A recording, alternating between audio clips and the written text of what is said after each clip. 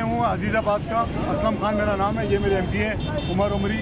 हम पिछले 4 महीने से एप्लीकेशन दे के थक गए, एप्लीकेशन दे के थक गए। 4 दफ़ा डीजी के पास पहुँचे, डीजी से रिक्वेस्ट की, डीजी ने डिमोलिश का ऑर्डर भी कर दिया, लेकिन इसके बाद भी नहीं होता। कराची शहर भर में गैर कानूनी तामीरात के खिलाफ आप प्रोटेस्ट कर रहे हैं, एहतजाज कर रहे हैं। बिल्कुल, हम आप क्या समझते हैं ये माफिया आपके इस एहतजाज से, इस प्रोटेस्ट से, ये इतनी बड़ी माफिया है, ये क्या कंट्रोल हो जाएंगे? आप क्या समझते हैं? मुझे ये तक कंट्रोल होगी, लेकिन एहतजाज करना हमारा हक है, आईनी हक है।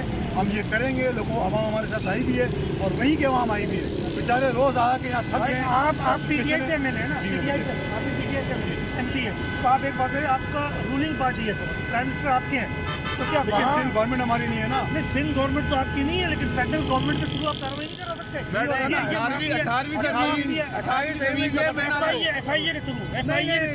FIA के थ्रू ये माफिया काम कर रही है, गैर कानूनी काम हो रहे, गैर कानूनी तामीरात है, इनका दिन रात का यही काम है, ये इनका प्रोफेशन है, ये